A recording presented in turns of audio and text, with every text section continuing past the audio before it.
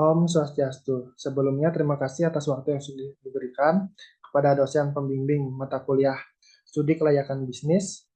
Kami di sini dari kelompok 7 akan membahas materi dari 4C eksklusif produk Fortune Camps. Sebelum kami mulai presentasi, izinkan kami untuk memperkenalkan diri terlebih dahulu. Perkenalkan, nama saya Iputu Arifenda Mesta Mulia, NPM 202132121798. Selanjutnya, rekan saya.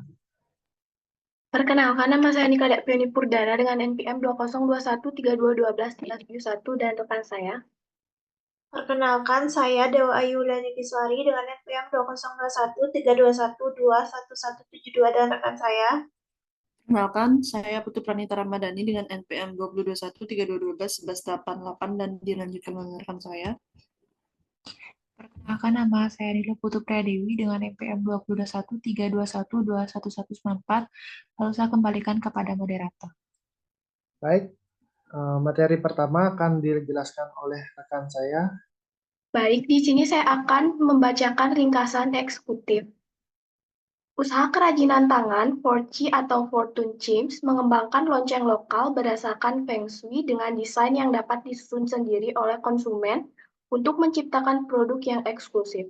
Pengembangan usaha dilakukan melalui pusat belanja online dan memberikan kesempatan bagi konsumen untuk merasakan pengalaman membuat kerajinan tangan secara langsung. Produk ini menjanjikan ketenangan dan kebahagiaan bagi pemiliknya. Dengan modal awal Rp730.610.000, modal diproyeksikan kembali dalam 1 tahun, 7 bulan, 15 hari, dan prospek keuntungan 20% per tahun. Selanjutnya, desain eksklusif oleh konsumen. Konsumen dapat menyusun sendiri desain kerajinan tangan, menciptakan produk yang eksklusif. Yang kedua, pengalaman membuat kerajinan langsung. Usaha ini menyediakan platform belanja online dan kesempatan bagi konsumen untuk membuat kerajinan tangan secara langsung. Yang ketiga, ada prospek keuangan. Dengan modal awal Rp730.610.000, usaha diproyeksikan kembali modal dalam 1 tahun, 7 bulan, 15 hari, dengan ketentuan 20% setiap tahunnya. Selanjutnya yaitu ada pendahuluan. Dinamika kehidupan membuat banyak orang mencari keberuntungan dan kedamaian. Minat pada praktik kuno seperti Feng Shui meningkat, terutama di kalangan milenial. Bisnis kerajinan tangan 4C atau Fortune Chins hadir untuk menghadirkan energi positif dan harmoni melalui produk unik yang dapat disesuaikan dengan karakteristik konsumen, menciptakan produk yang limited edition. Kualitas bahan baku yang terjamin dan desain kreatif membuat ini eksklusif. Berdasarkan Feng Shui, bunyi Fortune Chimes dipercaya mengalirkan energi positif dan memperkuat kemakmuran, memenuhi kebutuhan estetika dan memperkaya kesejahteraan konsumen. Next. Selanjutnya yaitu ada tujuan membuat laporan studi kelayakan bisnis, penyusunan rancangan dan perencanaan usaha. Laporan ini bertujuan untuk menyusun rancangan pelaksanaan usaha yang mencangkup anggaran dana, lokasi main building, tenaga kerja, dan proses pelaksanaan, sehingga dapat menentukan keputusan penerimaan atau penolakan usulan bisnis. Yang kedua, meminimalkan risiko dan penguasaan usaha dan pengawasan usaha. Laporan ini juga bertujuan untuk meminimalisir risiko dengan memberikan gambaran risiko dan analisis upaya mitigasi, serta mempermudah proses pengawasan dan pengendalian pengelolaan usaha melalui cross-check kesesuaian rancangan dan proses pelaksanaan. Sekian materi dari saya, dilanjutkan oleh rekan saya. Baik, materi selanjutnya yaitu kunci kesuksesan bentuk usaha kerajinan. Penetapan harga menjadi penting dalam usaha karena mempengaruhi keputusan pembelian konsumen dan keuntungan perusahaan. Produk kerajinan tangan yang ditawarkan adalah produk eksklusif, dibuat dengan keterampilan tinggi dan bahan berkualitas, serta desain yang disesuaikan dengan keinginan konsumen. Pelayanan prima diberikan untuk mencapai kepuasan konsumen yang juga didukung oleh lokasi strategis dan nyaman.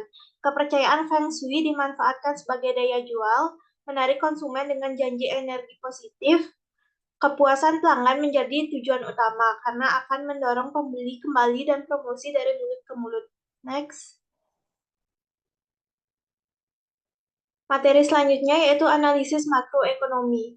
Pertumbuhan ekonomi Provinsi Bali pada 2 tahun terakhir menunjukkan peningkatan setelah mengalami penurunan drastis akibat pandemi COVID-19 dari tahun 2019 hingga 2021.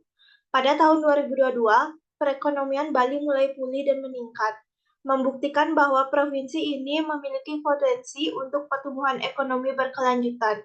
Kondisi ini menjadikan Bali lokasi yang cocok untuk pembangunan usaha kerajinan tangan. Next. Selanjutnya yaitu analisis demografi. Berdasarkan tabel, pertumbuhan penduduk di Provinsi Bali meningkat setiap tahun, kecuali dari tahun 2019 ke 2020 yang menurun akibat pandemi COVID-19. Peningkatan jumlah penduduk menunjukkan potensi pasar yang besar untuk usaha kerajinan di Bali. Selain itu, Bali sebagai daerah pariwisata populer telah melihat peningkatan signifikan dalam jumlah wisatawan pasca pandemi. Dengan 3,4 juta wisatawan asing tercatat pada akhir tahun 2023, Kompas data 2024. Kondisi ini menambah peluang untuk membuka usaha kerajinan di Provinsi Bali. Sekian materi dari saya, materi selanjutnya akan dilanjutkan oleh rekan saya. Baik, di sini saya akan melanjutkan materi terkait analisis sosial budaya, yaitu di mana kepercayaan akan Feng Shui mirip dengan kepercayaan Astakosala Kosali di Bali, yang merupakan aturan dalam membangun bangunan untuk memunculkan energi positif yang membawa keberuntungan dan kesuksesan bagi penghuninya. Kerajinan fortune chimes dapat ditempatkan dalam bangunan untuk meningkatkan energi positif di sekitarnya. Selain itu, laporan Oliver Wyman berjudul What Business Needs to Know About the Generation Changing Everything menunjukkan bahwa generasi muda lebih tertarik pada Feng Shui, astrologi, dan kerajinan tangan yang otentik untuk mempercantik ruangan. Dengan menawarkan keunggulan produk seperti nilai Feng Shui dan kemampuan konsumen untuk merancang produk sendiri, peluang pemasaran kerajaan ini sangat tinggi. Selanjutnya ada analisis hukum dan politik, yaitu di mana perizinan usaha yang penting untuk dipenuhi dalam bisnis meliputi surat hak cipta, surat izin tempat usaha perorangan atau situ, izin usaha industri atau IUI, tanda daftar industri TDI, dan surat izin usaha perdagangan atau SIUP. Dengan memenuhi perizinan ini, bisnis dapat beroperasi secara legal dan terjamin keberlangsungannya. Selanjutnya ada analisis teknologi, yaitu di mana usaha Fortune Chimes ini akan dikembangkan secara online dan offline, melibatkan perangkat komputer, laptop, dan smartphone. Untuk desain kerajinan digunakan aplikasi seperti Adobe Photoshop, Adobe Illustrator, Sketch, dan Inkscape. Dalam proses produksi akan digunakan alat pertukangan dan elektronik seperti pemotong otomatis, bor, dan lainnya. Selanjutnya ada analisis SWOT, yaitu di mana produk Fortune Chimes ini memiliki kekuatan dalam klaim eksklusif produk dengan rancangan yang unik dan bahan baku berkualitas, serta dalam mendatangkan keberuntungan dan penarik energi positif sesuai dengan kepercayaan Feng Shui. Selain itu, akses pembelian secara online juga memperluas pasar potensial. Selanjutnya ada produk Fortune Chimes memiliki peluang yang besar karena minat konsumen terhadap eksklusif produk meningkat. Kerajinan otentik ini semakin diminati dan kesadaran konsumen untuk melestarikan kerajinan tangan dan menggunakan lokal brand semakin tinggi. Selanjutnya, kelemahan dalam usaha ini adalah produksi yang masih tradisional dan tidak bisa melakukan produksi secara masalah, menimbulkan biaya produksi yang cukup tinggi. Dan yang terakhir ada tantangan dalam usaha Fortune Chimes ini adalah ketersediaan bahan baku yang berkualitas tinggi yang terbatas di pasaran, persaingan dan kerajinan tangan lainnya, dan perlu meningkatkan dalam usaha produksi. Sekian materi dari saya, akan dilanjutkan oleh rekan saya. Baik, terima kasih atas waktu yang telah diberikan. Di sini saya akan melanjutkan materi mengenai aspek sumber daya manusia. Dalam usaha Fortune Chimes, pemiliknya memiliki kemampuan sebagai seniman pengrajin kerajinan tangan yang dapat memilih bahan berkualitas tinggi dan mendesain produk dengan menarik. Hal ini mengurangi biaya tenaga produksi karena keterlibatan langsung pemilik dalam proses produksi. Usaha ini memerlukan 5 karyawan dengan gaji sesuai UMR Bali, termasuk admin penjualan online, editor, tenaga produksi, dan karyawan penjaga toko offline. Mereka memiliki spesifikasi pekerjaan yang mencakup keterampilan seperti komunikatif, kreatif, dan mampu bekerja di bawah tekanan. Tantangan dalam usaha ini termasuk ketersediaan bahan baku berkualitas tinggi yang terbatas, persaingan dengan kerajinan tangan lainnya, dan perlu peningkatan dalam usaha promosi. Next. Produksi atau operasional, usaha Fortune Chimes akan memiliki lokasi offline store di Ubud, Bali, karena daerah tersebut memiliki bahan baku yang cukup melimpah dan terkenal dengan kerajinan tangan yang berkualitas. Proses produksi melibatkan merancang desain sesuai keinginan konsumen, mengumpulkan bahan dan alat seperti bambu, batok kelapa, bor listrik, gergaji, dan alat potong otomatis, serta membersihkan, memotong, merapikan, melubangi, dan menggabungkan bahan-bahan tersebut sesuai desain. Kualitas produk menjadi prioritas utama dengan memberikan kesempatan kepada konsumen untuk mendesain produk sesuai keinginan mereka. Meskipun menggunakan teknologi dalam mendesain, penggunaan teknologi lainnya dalam proses produksi tidak terlalu diperlukan karena fokus pada produk kerajinan tangan. Yang selanjutnya yaitu mengenai pemasaran. Usaha Fortune Chimes memiliki strategi pemasaran yang berfokus pada lokasi penjualan di sekitar wilayah tempat wisata di daerah Ubud, Bali. Dengan penawaran produk kerajinan tangan berdesain otentik yang dapat disesuaikan dengan keinginan konsumen, harga produk mulai dari Rp 500.000 yang bisa menarik konsumen dari berbagai kalangan. Selain itu, usaha ini juga mengincar para generasi muda dan penganut Feng Shui dengan memperkenalkan produknya melalui promosi potongan harga bagi konsumen yang membuat ulasan atau konten terkait produk, serta kerjasama dengan influencer dan bidang properti untuk meningkatkan penetrasi pasar dan meningkatkan laju penjualan. Baik, untuk materi selanjutnya akan dijelaskan oleh rekan saya. Terima kasih. Baik, di sini saya akan menjelaskan terkait aspek keuangan dari produk Fortune Chimes, yaitu di mana dari investasi awal terdapat beberapa aset, di antaranya sewa tempat tidur di muka, bambu, unit komputer, kabel, bor listrik, tali, amplas, batok kelapa, mesin pemotong bambu, gergaji, AC, meja dan kursi kayu, printer, kuas besar dan kuas kecil, pelitur, dan cat dengan jumlah total keseluruhan adalah Rp673.450.000. Selanjutnya ada jumlah pengeluaran biaya dari total perhitungan nilai aktiva tetap, nilai sisa, nilai penyusutan. Yaitu terdapat beberapa aset, di antaranya komputer, bor listrik, mesin pemotong bambu, AC, meja, kursi kayu, kabel terminal, dan printer dengan total penyusutan selama waktu 5 tahun, yaitu Rp1.460.000 dengan amortisasi biaya sewa dengan jumlah Rp102 juta. Dan selanjutnya ada pengeluaran per bulan, yaitu diantaranya gaji, listrik dan air, internet, kemasan, penyusutan, iuran sampah, dan iuran keamanan dengan jumlah total keseluruhan adalah Rp63.190.000. Selanjutnya ada modal kerja awal dari biaya bahan baku, diantaranya bambu, tali, batok kelapa, pelitur, cat, kuas besar dan kuas kecil, gergaji, dan amplas dengan total keseluruhan biaya bahan baku adalah Rp320.850.000. Selanjutnya ada biaya kemasan, diantaranya dus kemasan, tote bag, dan stiker logo dengan biaya keseluruhan adalah Rp46.800.000. Selanjutnya ada biaya administrasi umum, di antaranya ada gaji karyawan, listrik dan air, internet, keamanan dan kebersihan, biaya sewa toko dan biaya perawatan aktiva selama periode 12 bulan dengan jumlah total keseluruhan adalah Rp284.360.000. Selanjutnya ada biaya pemasaran. Terdapat biaya pemasaran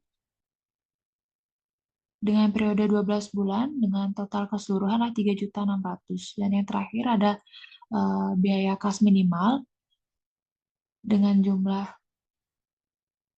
total keseluruhan selama 12 bulan yaitu 75 juta. Baik, untuk materi selanjutnya akan dilanjutkan oleh rekan saya. Baik, di sini saya akan menjelaskan tentang cash flow, yaitu uraian penerimaan, pengeluaran, dan laba sebelum pajak dengan pajak sebesar 15% dan laba setelah pajak dari tahun 2022 sampai 2026. Yang pertama, dari penerimaan terdiri dari penjualan dan harga jual. Yaitu tahun 2022 total penerimaannya 3 miliar 600 juta rupiah. Tahun 2023 total penerimaannya 5 miliar 508 juta rupiah. Selanjutnya tahun 2024 yaitu total penerimaannya 8 miliar 427 juta 240 ribu rupiah. Selanjutnya tahun 2025 total penerimaannya yaitu 12 miliar 893 juta 677.200 rupiah. Selanjutnya total penerimaan tahun 2026 yaitu sebesar 19 miliar 727 juta 323.200 rupiah. Selanjutnya total pengeluaran yang terdiri dari bahan baku, kemasan, administrasi umum, pemasaran, penyusutan, sewa tempat, dan amortisasi biaya sewa. Yang tahun 2022 total pengeluarannya sebesar 759 juta 287.600 rupiah. Selanjutnya tahun 2023 yaitu total pengeluarannya 775 juta 287.600 rupiah. Selanjutnya tahun 2024 total pengeluarannya 792 miliar 792 juta 16.396 rupiah. Selanjutnya tahun 2025 yaitu total pengeluarannya 809 juta 385.973 rupiah. Selanjutnya tahun 2026 total pengeluarannya 823 juta 415.543 rupiah. Selanjutnya laba sebelum pajak dengan pajak 15% dan laba setelah pajak yaitu dari tahun 2022 total pengeluarannya 2 miliar 518 juta 250.500 rupiah. Selanjutnya tahun 2023 yaitu 4 miliar 24 juta 265.540 rupiah. Selanjutnya tahun 2024 yaitu sebesar 6 miliar 491 juta 400.063 rupiah. Selanjutnya tahun 2025 yaitu 10 miliar 273 juta 107.543 rupiah. Selanjutnya tahun 2026 yaitu sebesar 16 miliar 69 juta 781.508 rupiah. Selanjutnya saya akan menjelaskan tentang payback period, yaitu cara penghitungannya cash flow tahun pertama dibagi cash flow tahun kedua dikali 12,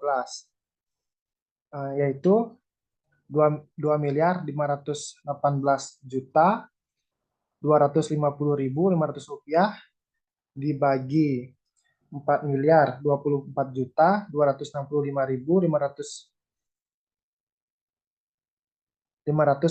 rupiah dikali 12, yaitu didapatkan dengan hasil 0,625 dikali 12 yaitu 7,5.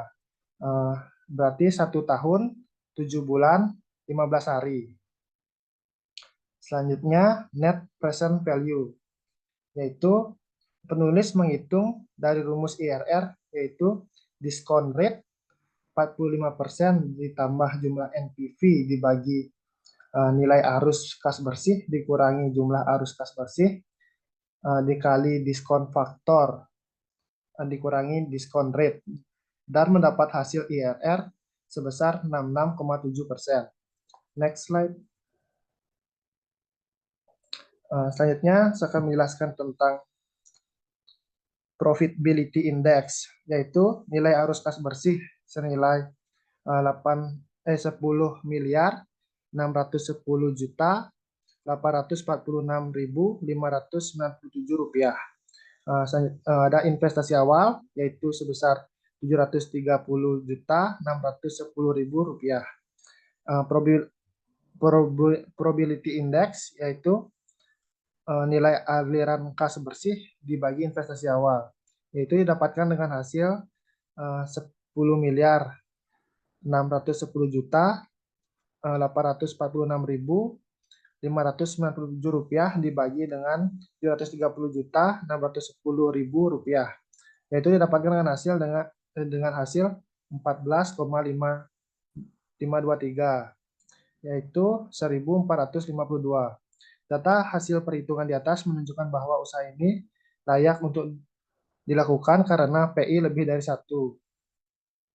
Selanjutnya, saya akan menjelaskan tentang internal rate of return, yaitu berdasarkan pada perhitungan IRR menunjukkan modal investasi awal yaitu 730 juta 610.000 rupiah apabila dibandingkan dengan biaya modal awal sebesar 45%, maka investasi layak diterima karena IRR di atas memiliki biaya modal sebesar 6,7%. Selanjutnya, break-even point. Yang pertama ada BEP tahun 2022.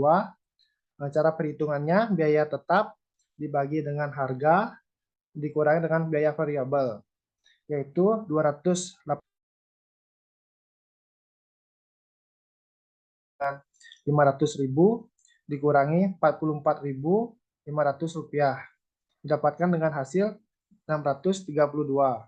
Selanjutnya BEP tahun 2023 yaitu 287 juta 960.000 rupiah dibagi dengan 510.000 rupiah dikurangi dengan 44.500. Nah, didapatkan dengan hasil 619. Tahun 2024 yaitu